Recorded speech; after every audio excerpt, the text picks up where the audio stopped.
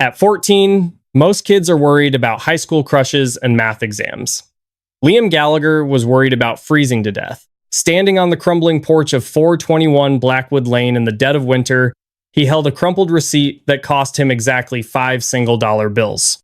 It was the administrative fee for a quitclaim deed to a condemned, fire-gutted Victorian house that the Rust Belt town of Oak Haven had long abandoned. His own family had just thrown him into the street like garbage. But as Liam pushed open the rotting front door, he had no idea that this worthless ruin was hiding a decades-old secret, one that would destroy the people who discarded him and change his life forever. The temperature in Oak Haven, Pennsylvania had dropped to a bitter 14 degrees on the evening Richard Sterling finally made good on his threats. Richard, a heavy-set local contractor with a notoriously short temper and a fondness for cheap bourbon, had never wanted a stepson. When he married Sarah Gallagher 3 years earlier, he made it abundantly clear that Liam was merely a frustrating condition of the arrangement. Sarah, emotionally worn down and financially dependent, had long ago stopped intervening when Richard's rage boiled over. On that Tuesday night, the excuse was trivial, a muddy pair of boots left on the kitchen linoleum.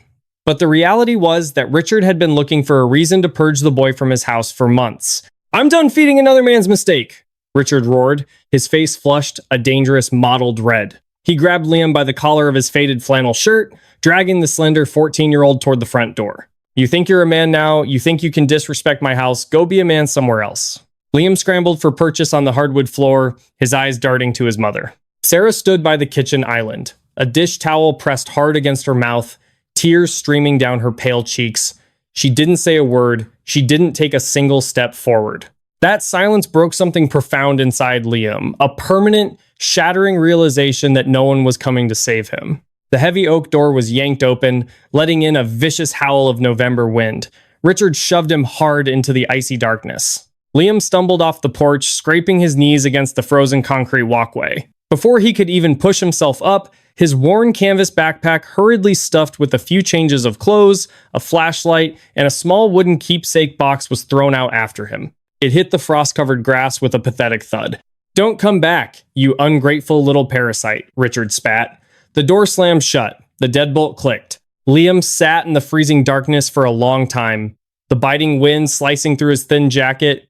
He was 14. He had exactly $42 saved from shoveling driveways, a dead cell phone, and nowhere to go.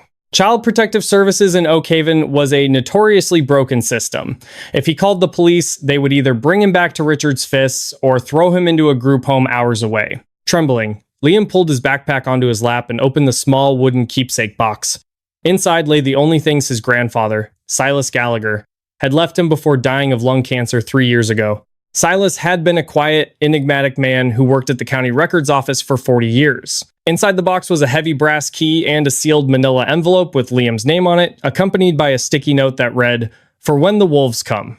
Liam tore open the envelope under the dim, flickering light of a street lamp. Inside was a legal document, a quitclaim deed for a property at 421 Blackwood Lane. Attached to it was a letter from a lawyer named Arthur Pendleton, stating that Silas had placed the property in a constructive trust. To legally claim the deed, Liam only needed to present the document to the county clerk and pay the standard $5 municipal transfer fee. The catch? 421. Blackwood Lane was the most infamous property in Oak Haven. It was a massive, decaying Victorian home at the edge of the woods that had partially burned down in 1998. It was condemned, stripped of its copper piping by scavengers, and slated for demolition whenever the bankrupt town could scrape together the funds. But to a 14-year-old boy freezing on a sidewalk, a condemned house was still a roof. The next morning, after surviving the night huddled in a 2-4-hour laundromat, Liam walked into the Oak Haven County Courthouse. His hands were numb, his lips chapped and bleeding. He approached the clerk's desk, sliding the paperwork and 5 crumpled $1 bills across the counter. The clerk, a stern-looking woman named Beatrice Gable, looked at the papers, then down at the shivering teenager. She recognized the name Silas Gallagher immediately. She adjusted her glasses, her eyes softening just a fraction. "You're Silas's grandson," Beatrice murmured, looking at the $5. "Do you know what this property is, son? It's a toxic shell. The city shut off the water and power a decade ago. It's not safe. It's all I have," Liam said, his voice hoarse but steady. "And the paperwork says it's mine." Beatrice stared at him for a long, heavy moment. Technically, a minor couldn't easily manage real estate, but Silas had brilliantly exploited a loophole in the local municipal code regarding inherited derelict estates. More importantly, Beatrice knew what kind of man Richard Sterling was. She stamped the paper with a heavy, echoing thud. "God help you, Liam," she whispered, sliding the official deed back to him. "Stay out of the west wing. The roof is caved in." For $5, Liam Gallagher had just bought a nightmare. But it was his nightmare. Blackwood Lane was less of a road and more of an overgrown asphalt scar cutting into the dense Pennsylvania woods. By the time Liam arrived, the winter sun was already beginning to dip below the tree line, casting long, skeletal shadows across the property. Number 421 loomed against the gray sky like a rotting corpse. The Victorian mansion was massive, wrapped in dead, suffocating vines. The windows of the upper floors were shattered, looking like jagged black teeth. The west side of the house was a blackened, charred mess where the 1998 fire had chewed through the wood before burning itself out. The wraparound porch sagged dangerously in the middle, and the front door hung slightly off its hinges. Liam's heart hammered in his chest. The isolation was absolute. There were no neighbors, no passing cars, just the wind whistling through the barren oaks and the sinister groaning of the old house settling. He pulled the heavy brass key from his pocket. It felt laughably formal, given that he could have probably kicked the door in, but when he slid it into the rusted deadbolt, it turned with a satisfying, heavy clack. He pushed the door open. The smell hit him instantly, a thick, suffocating mixture of mildew, wet ash, and decades of stagnant air. The grand foyer, once a testament to 19th century wealth, was a graveyard of debris. Plaster had fallen from the ceiling in massive chunks, dusting the warped hardwood floors in a layer of white powder. "Hello?" Liam called out, his voice trembling.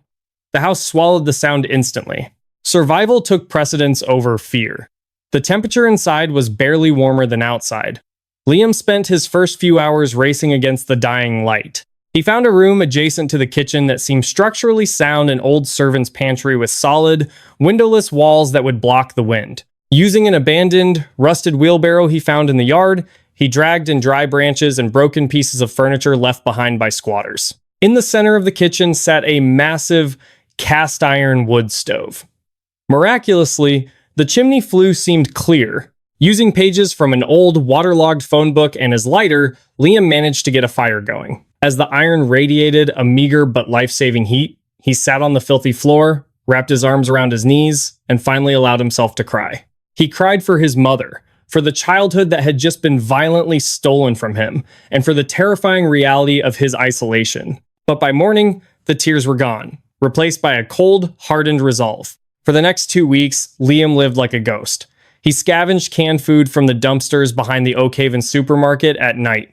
He collected rainwater in buckets and boiled it on the iron stove. He learned which floorboards in the mansion would hold his weight and which would send him plunging into the dark basement below. It was during his third week, as a brutal blizzard began to bury the town, that the house revealed its first secret. Liam had run out of easy firewood on the ground floor. Forced to venture deeper into the property, he took his flashlight and carefully navigated the creaking stairs down to the cellar to break up some old, rotted shelving units he had spotted earlier. The cellar was massive. A sprawling cavern of brick and stone foundation that felt more like a dungeon than a basement. As Liam swung a heavy, rusted crowbar at the wooden shelves, the iron tool slipped from his freezing hands and struck the brick wall behind it. The sound it made wasn't the solid, dull thud of masonry against earth. It was a hollow, echoing crack. Liam froze. He picked up the crowbar and tapped the wall again. Clack. Clack. Hollow. He moved 3 feet to the left and tapped again. Thud. Solid. Frowning, Liam brought his flashlight closer to the hollow section. The mortar here was slightly lighter, the brickwork hurried and misaligned compared to the immaculate Victorian masonry of the surrounding walls. Someone had built a false wall, and judging by the tools and debris Silas had left in his old garage, Liam suddenly remembered his grandfather had been an amateur mason. Curiosity overpowering his exhaustion, Liam gripped the crowbar with both hands and drove the wedge tip into a crack in the mortar. He threw his weight against it.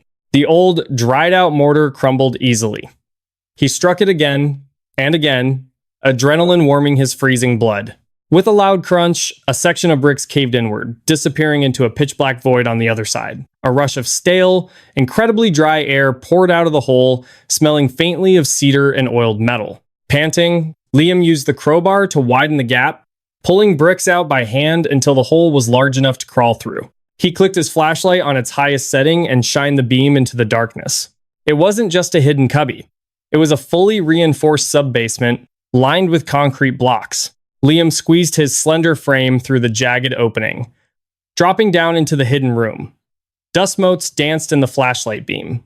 The room was perfectly dry, completely insulated from the rot and decay that was devouring the rest of the mansion. In the center of the room sat a heavy steel desk. On top of it was a vintage typewriter, a stack of leather-bound ledgers, and a massive olive green metal lockbox. Liam approached the desk cautiously, his breath pluming in the cold air. He brushed a thick layer of dust off the lockbox. Painted on the top of the metal in fading white stencils were the words, "Property of Silas Gallagher." His grandfather hadn't just left him a ruined house, he had left him a vault. Liam found a small, rusted latch on the front of the box. It wasn't locked. He undid the hasp and slowly pushed the heavy lid open. Inside, he didn't find money, or gold, or family heirlooms. He found stacks of legal documents, bank statements, and photographs. Liam picked up the first photograph on the stack. His blood ran instantly cold. It was a picture of his stepfather, Richard Sterling, taken perhaps 10 years ago. Richard was standing in the very same foyer of this ruined mansion, handing a thick envelope of cash to a man in a tailored suit, a man Liam recognized from campaign billboards around town as Oak Haven's current mayor, Thomas Harrison. Attached to the photo was a handwritten note in his grandfather's unmistakable scrawl. Richard burned the West Wing to hide the structural fraud on the municipal housing project.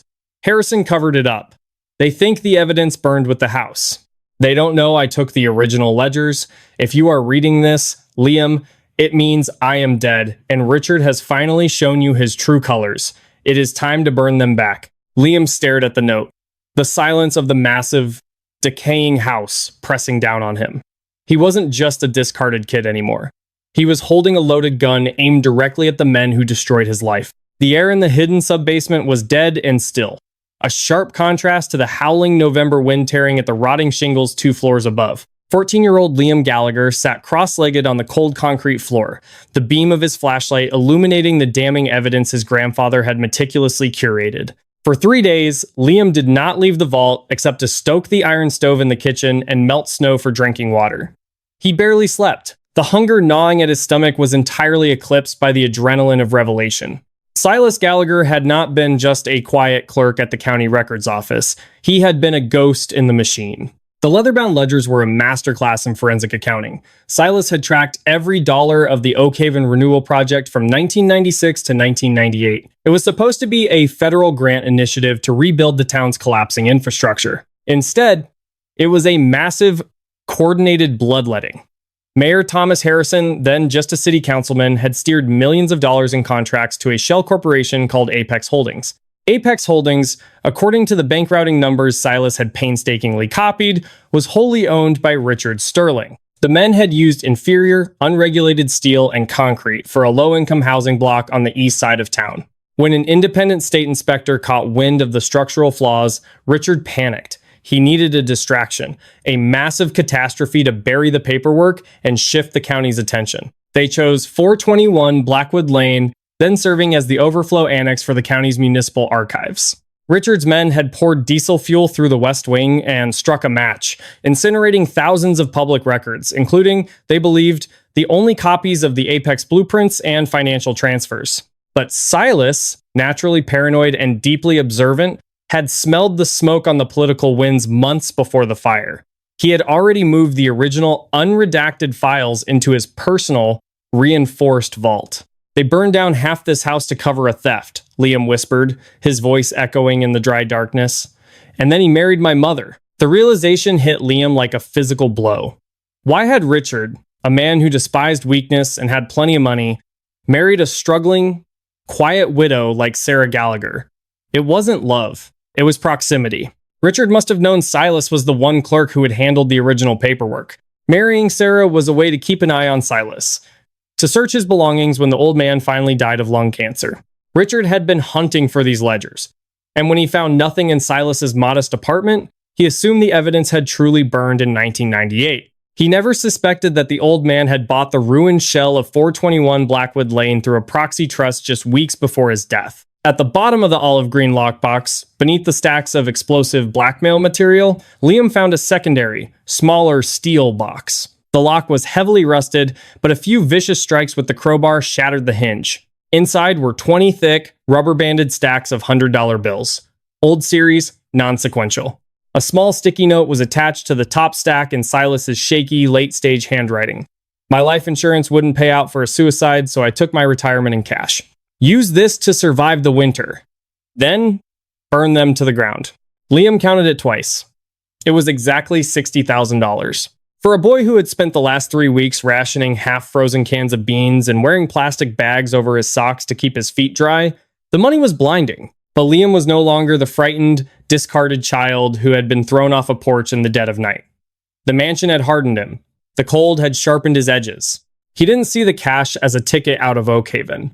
He saw it as ammunition. That night, Liam's newfound sanctuary was tested. Around 2 in the morning, the crunch of heavy boots on frozen gravel echoed through the empty woods. Liam jolted awake on his makeshift bed near the kitchen stove. Peering through a crack in the boarded-up window, he saw a rusted pickup truck idling with its headlights off. 2 men climbed out, carrying heavy bolt cutters and crowbars. Copper thieves. Scavengers who preyed on the town's rotting carcass. Place is totally abandoned, man. One of them grunted, his breath pluming in the dark. Check the basement pipes. Panic flared in Liam's chest, but it was quickly smothered by a cold, territorial rage. This was his house. He crept back into the shadows of the grand foyer. He knew exactly which floorboards in the hallway were completely rotten. He had marked them with chalk his second day here to avoid falling through to the cellar. He waited in the pitch black as the front door was forced open with a loud splintering of wood. The men clicked on heavy flashlights, their beams sweeping the dust-choked walls. "I'm telling you, the copper is already gone," the second man complained, taking a heavy step forward. "Just check the back." The first man took 2 aggressive strides down the main hall. He stepped exactly where Liam knew the joists had completely rotted away from water damage. With a deafening, violent crack, the hardwood floor gave way. The man screamed as he plummeted straight through the floor, crashing wildly onto the dirt and debris of the upper cellar 10 feet below. A cloud of ancient dust and plaster exploded upward. "Mickey! Hey, Mickey!" the second man yelled, freezing in terror at the edge of the jagged hole. From the shadows of the grand staircase, unseen and perfectly silent, Liam picked up a heavy chunk of masonry. With practiced precision, he hurled it against the far wall of the dark foyer. Smash! The remaining thief whipped his flashlight around, illuminating nothing but shifting dust. The house groaned loudly in the wind. "Screw this! Man, this place is a death trap!" the thief yelled. He didn't even wait for his partner to find the stairs. He bolted out the front door. A minute later, the battered partner clawed his way up from the cellar, groaning in pain, limping frantically out the door to catch up to the fleeing truck. Silence returned to 421 Blackwood Lane. Liam stepped out of the shadows, looking at the gaping hole in the floor. He smiled. The house was protecting him, and in return, he was going to restore its legacy. Armed with a backpack stuffed with a fraction of Silas's cash, Liam made a grueling 6-mile trek through the woods the next morning, bypassing Oakhaven entirely. He crossed the county line into the more prosperous town of Creek Ridge. He moved like a ghost through the commercial district. At a heavy-duty camping supply store, he bought a Sub-Zero sleeping bag, thermal layers, a propane camp heater, and heavy winter boots. At a local electronics shop, he purchased a prepaid smartphone, a solar charging power bank, and a laptop with an untraceable cellular data card. He paid in cash for everything, keeping his head down and his face obscured by a thick wool scarf. When he returned to the mansion that evening, carrying 50 pounds of survival gear and high-calorie non-perishables, the ruined house felt entirely different. It was no longer a tomb. It was a command center. With the propane heater running in the dry, insulated sub-basement vault, Liam opened the laptop and began his education. He spent the next month buried in property law, municipal codes, and local political news. The Oakhaven winter raged outside, burying the town in 3 feet of snow, but inside the vault, the pieces of Liam's trap were snapping into place.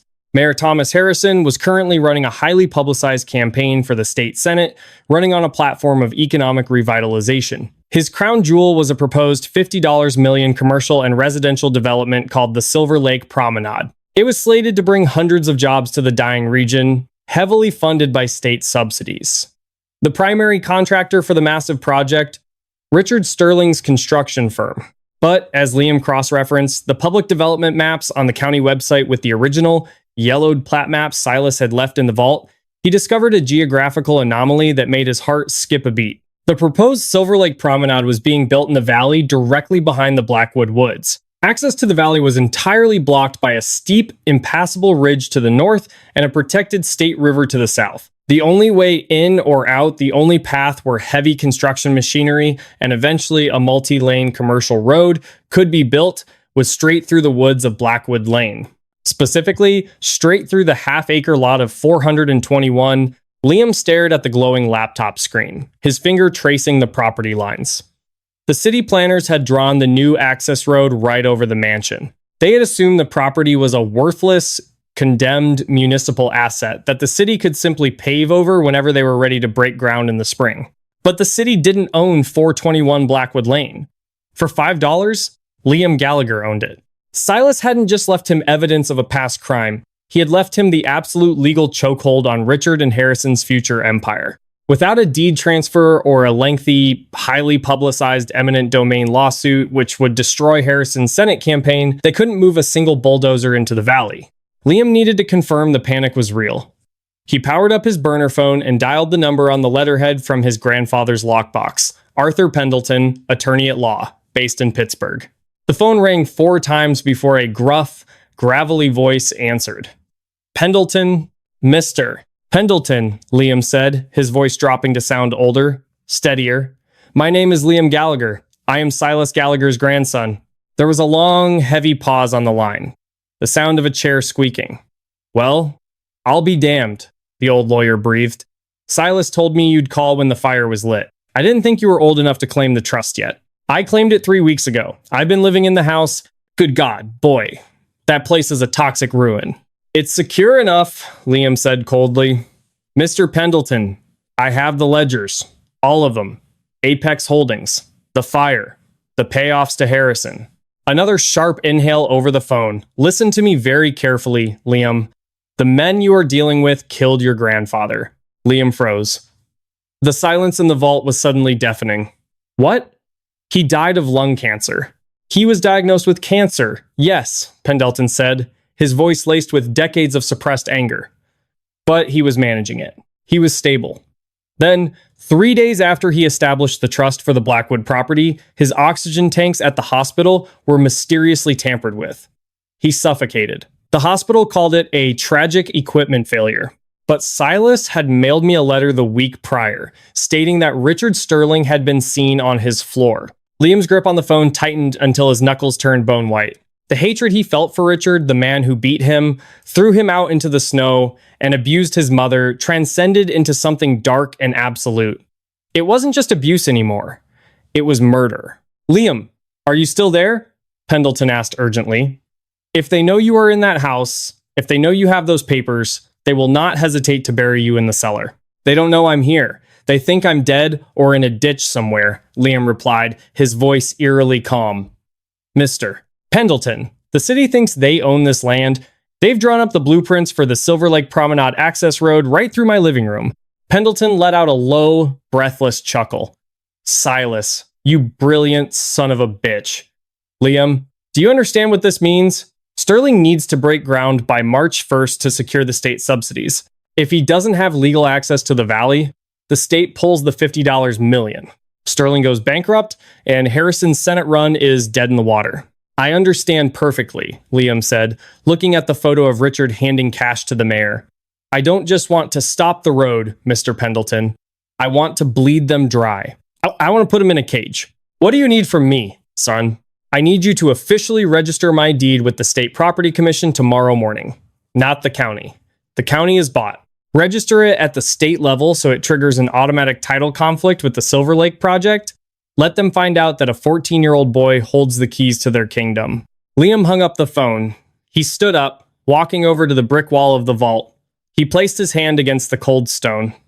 The winter was only just beginning, but Richard Sterling was about to feel the heat. The bureaucratic machinery of the Pennsylvania State Property Commission usually moved with agonizing slowness, but when a deed registration flagged a direct, indisputable conflict with a $50 million state-subsidized commercial project, the system reacted like a tripwire. At 9:15 a.m. on a Tuesday, an automated red flag notification was emailed to the Oak Haven City Planning Office, the State Subsidy Board, and the lead contractor, Sterling Construction. Richard Sterling was sitting in his plush, leather-bound office overlooking the Oak Haven Town Square when the phone rang. It was Mayor Thomas Harrison. The mayor didn't bother with pleasantries. His voice was a tight, breathless hiss of pure panic. "Did you see the state filing?" Harrison demanded. "What filing, Tom?" "I'm looking at concrete invoices," Richard grunted, pouring himself a mid-morning coffee.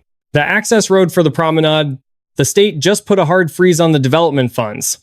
Someone registered a priority quitclaim deed on 421 Blackwood Lane. The state won't let us break ground until the title dispute is resolved, and we have less than 90 days before the subsidy expires." Richard froze, the coffee pot hovering over his mug. "That's impossible! The property is a condemned municipal asset. The county swallowed it years ago." "The county tried to swallow it," Harrison snapped. "But apparently a private constructive trust paid the municipal transfer fee a month ago. The state recognizes the trust as the absolute owner.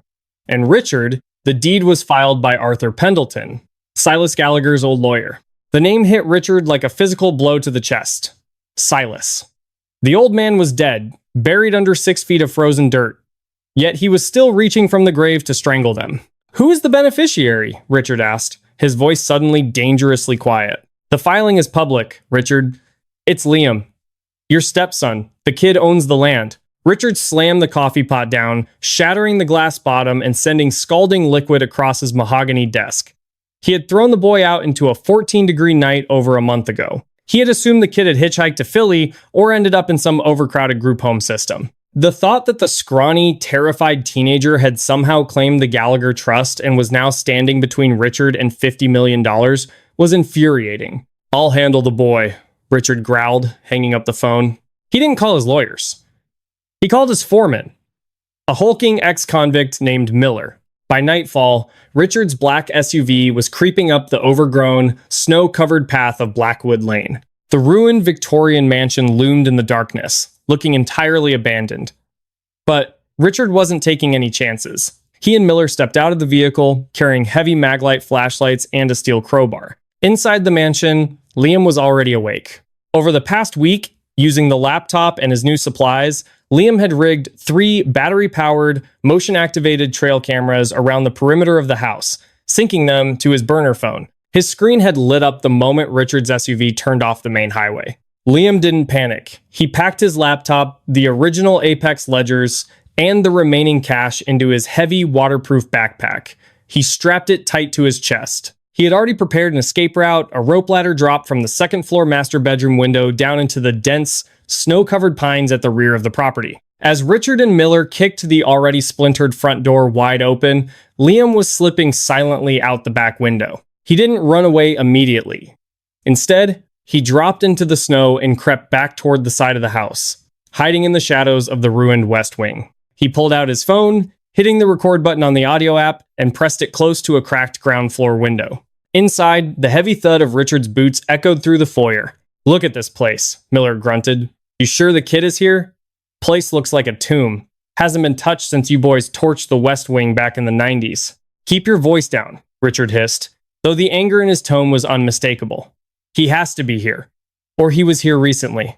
Look at the dust on the floorboards. There are fresh footprints. Find him. If he's hiding in the walls, drag him out. And if we find him, he's legally the owner, boss. He's a runaway minor," Richard said coldly.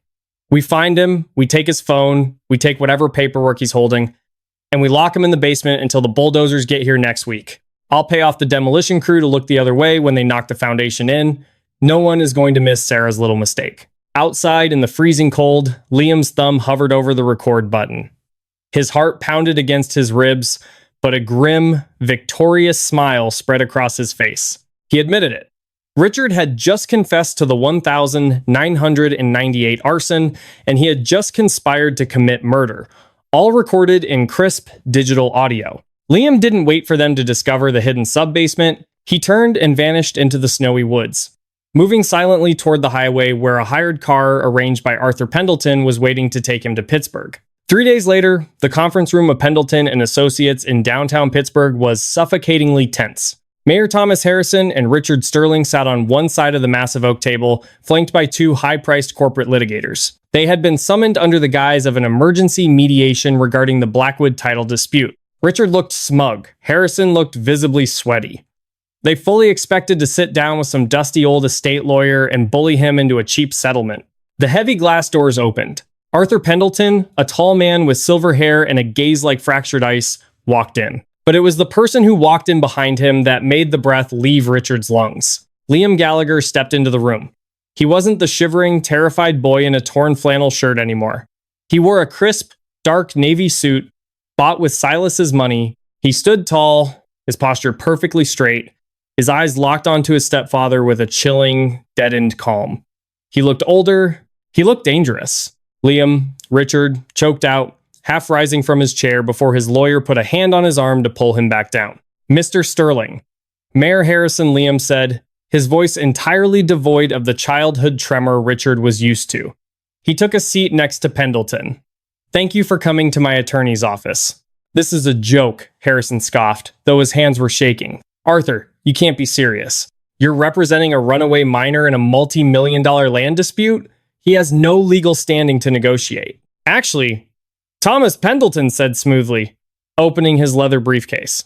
"Liam is an emancipated minor as of yesterday morning, granted by a sympathetic judge who is highly disturbed by the evidence we provided regarding his living conditions under Mr. Sterling's roof. He is the sole, absolute owner of 421 Blackwood Lane. We'll give the kid $100,000, Richard spat, glaring at Liam. $100,000. You sign the quitclaim over to Sterling Construction, and you disappear. That's more money than your pathetic grandfather made in 10 years. Liam didn't blink. He reached into his own briefcase and pulled out a thick, leather-bound ledger. He slid it across the polished oak table. Richard's eyes tracked the movement. When he saw the faded gold lettering on the spine Apex Holdings municipal contracts, 1996 to 1998, all the color drained from his face. "That's a copy," Richard whispered, his voice cracking. "That burned." "Nothing burned, Richard," Liam said softly. "My grandfather took the originals before you hired those men to douse the archives in diesel fuel. I have the bank routing numbers. I have the inferior steel manifest for the East Side housing block. I have the dates and amounts of every single cash bribe you handed to Mayor Harrison." Harrison leaped to his feet, his chair crashing backward to the floor. "This is blackmail! I'm calling the police!" "Please do," Liam offered, gesturing toward the phone in the center of the table. "Because the FBI field office in Philadelphia is already on standby. Mr. Pendleton reached out to a contact there this morning. They are very interested in how federal grants were misappropriated to a shell company." "You little rat," Richard snarled, lunging across the table. Before Richard could reach him, Pendleton slammed a small digital voice recorder onto the table and hit play. The crisp audio filled the room. "Hasn't been touched since you boys torched the West Wing back in the 90s. Then Richard's own voice. "We lock him in the basement until the bulldozers get here next week. I'll pay off the demolition crew to look the other way when they knock the foundation in. No one is going to miss Sarah's little mistake." The corporate lawyers sitting next to Richard and Harrison slowly pulled their hands away from the table, physically recoiling from their clients. Conspiracy to commit murder, arson, fraud. The lawyers knew instantly that they were sitting next to dead men walking. "Here is how this is going to work," Liam said, his voice cutting through the stunned silence like a scalpel. He leaned forward, holding Richard's panicked gaze. "I am not selling you the property. The Silver Lake Promenade is dead. The state subsidies are going to evaporate, and Sterling Construction will be audited into oblivion by the end of the month." Harrison sank back into his chair, burying his face in his hands. His political career, his freedom, gone in an instant. "You want to destroy me?" Richard hissed, his chest heaving. "I'm your family." "You are nothing to me," Liam replied coldly.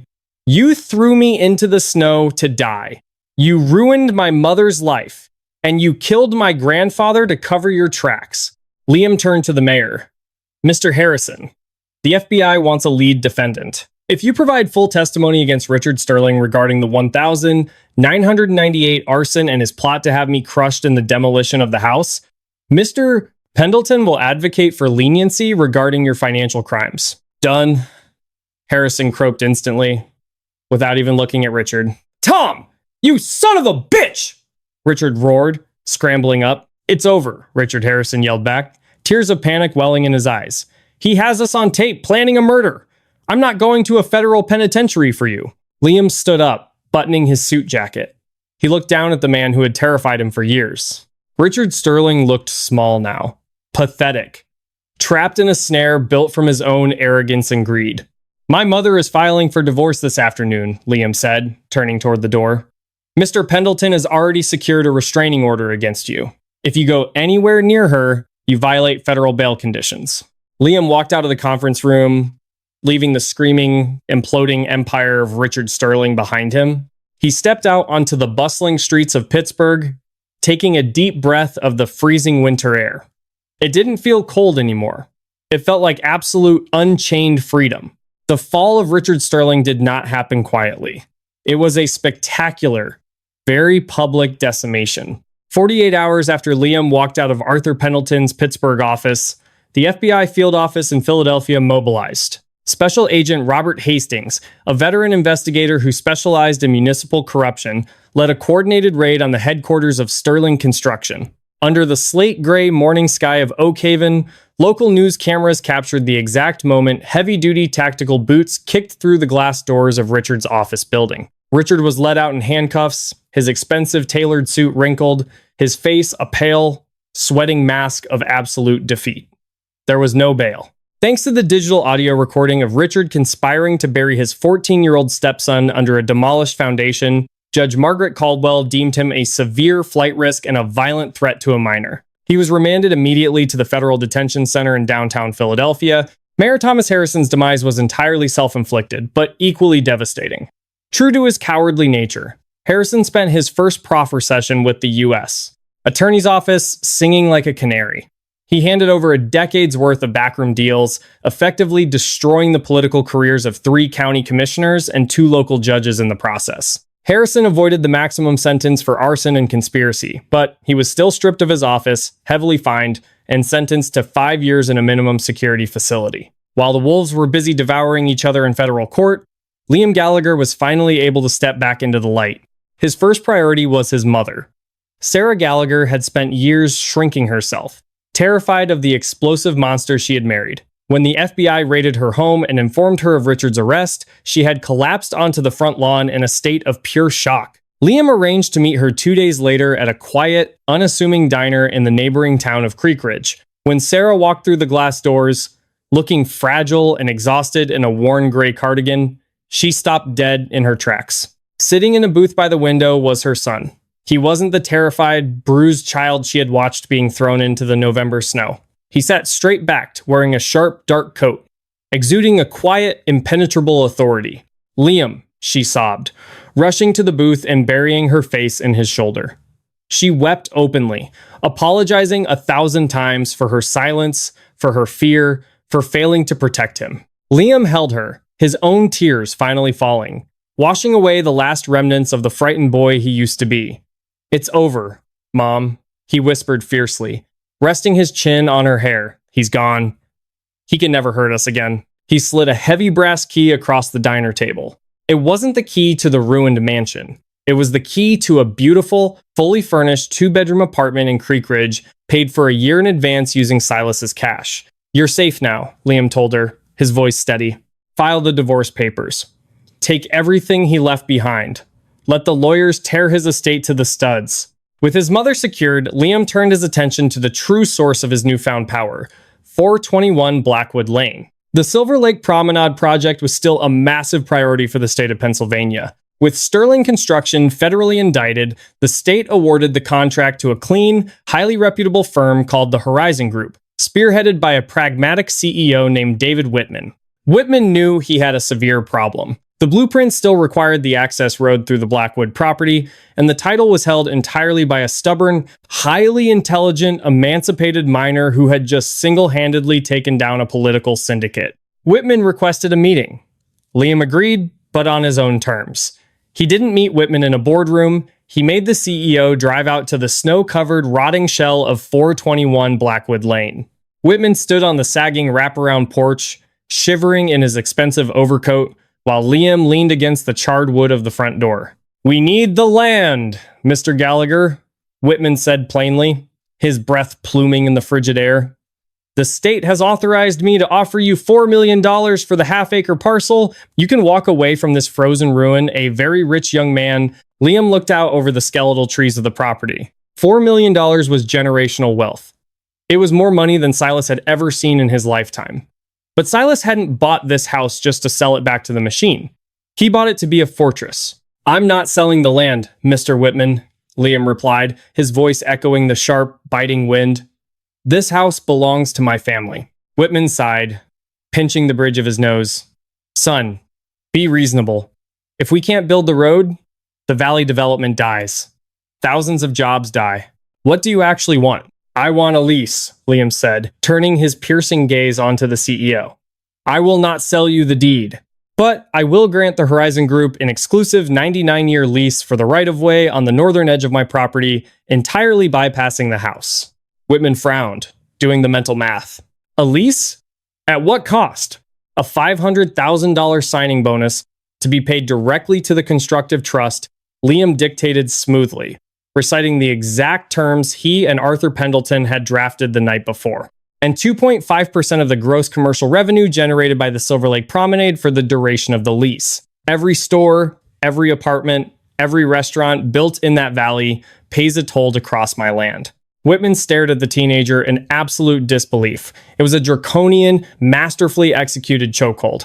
Over 99 years, that 2.5% would amount to tens of millions of dollars. But Whitman also knew that without the road, he made zero. "You drive a brutal bargain, kid," Whitman muttered, extending a gloved hand. Liam shook it. "I had a great teacher." The transformation of 421 Blackwood Lane began the following spring. Armed with the massive signing bonus and the brilliant legal shielding of Pendleton, Liam hired the best historical restoration architects in Pennsylvania. The blackened, charred timber of the West Wing was entirely gutted and rebuilt. The sagging wraparound porch was reinforced with structural steel and wrapped in rich, treated mahogany. The shattered windows were replaced with reinforced, energy-efficient glass, and the roof was crowned with pristine, dark slate shingles. Liam did not move away. He stayed on the property every single day, working alongside the crews, learning the trade, driving nails, and pouring concrete. He wanted his sweat in the walls. He wanted the house to know that the boy who had huddled by the iron stove was now its master. 4 years passed. At 18, Liam Gallagher stood on the expansive, beautifully lit porch of his estate. It was a warm summer evening. The Silver Lake Promenade had opened the previous year, and the distant, muted glow of the commercial valley illuminated the horizon. Every month, a heavy check was deposited into his trust, the toll for the empire he had conquered. Richard Sterling was currently serving a 20-year sentence in a maximum security penitentiary, completely bankrupt, his name erased from the town's history. Sarah Gallagher was thriving, managing a small boutique bakery in Creek Ridge, her smile finally reaching her eyes. Liam walked inside the grand foyer of his home. The air no longer smelled of rot and damp ash, it smelled of lemon polish, fresh cedar, and the rich leather of antique furniture. He walked down the polished hardwood stairs into the cellar. The hidden sub-basement vault had not been filled in. Instead, Liam had expanded it, turning it into a state-of-the-art private office. The concrete walls were now lined with rich bookshelves. But in the center of the room, sitting proudly on a modern glass desk, was the old olive green lockbox and the vintage typewriter his grandfather had left behind. Liam opened the bottom drawer of the desk to file away some recent investment portfolios. As he pushed the papers to the back, his hand brushed against something taped securely to the underside of the drawer. He paused, his brow furrowing. He carefully peeled the object free. It was a small, sealed envelope. The paper was yellowed with age. Written across the front in Silas's unmistakable, shaky handwriting were 2 words: "For after." Liam sat down in his heavy leather chair, his heart suddenly beating a little faster. He carefully sliced the envelope open with a letter opener. Inside was a single piece of lined notebook paper. "Liam, if you are reading this, it means you didn't just survive the winter. It means you won. It means the wolves are dead, and you have claimed what is yours. I never wanted you to carry the burden of vengeance, but the world is a cruel place to boys without armor, and Richard was a monster who required a very specific trap. I bought this ruined house not just because of the road, but because I knew its walls were thick enough to protect you while you forged your own iron. The money in the lockbox was never your true inheritance. The blackmail ledgers were just tools. Your true inheritance, my boy, is the fire you found in the dark, the resilience to stand when the world throws you away. You are the master of your own fate. Now, build a good life, be kind to your mother, and never, ever let them take your home. Love, Grandpa Silas. Liam stared at the letter for a long time, the silence of the vault wrapping around him, not like a tomb, but like an embrace. He carefully folded the letter and placed it inside the olive green lockbox, locking it tight. He turned off the desk lamp and walked upstairs, the heavy, secure footsteps of a king echoing through the halls of his castle. The house had been bought for $5, but what it gave him back was entirely priceless. Liam Gallagher's journey from a discarded, freezing teenager to the architect of his own empire is a testament to the undeniable power of resilience. He didn't just survive the bitter winter of Oak Haven, he turned a $5 ruin into an ironclad fortress, dismantling a corrupt legacy and claiming his true inheritance. Sometimes, the most worthless things in the world are just waiting for the right person to recognize their actual value. If Liam's incredible story of survival, calculated justice, and ultimate triumph kept you on the edge of your seat, please hit that like button and share this video with your friends. Don't forget to subscribe to the channel and ring the notification bell so you never miss out on more gripping, real-life stories of people who fought back and won. Leave a comment below, what would you have done if you found that hidden vault?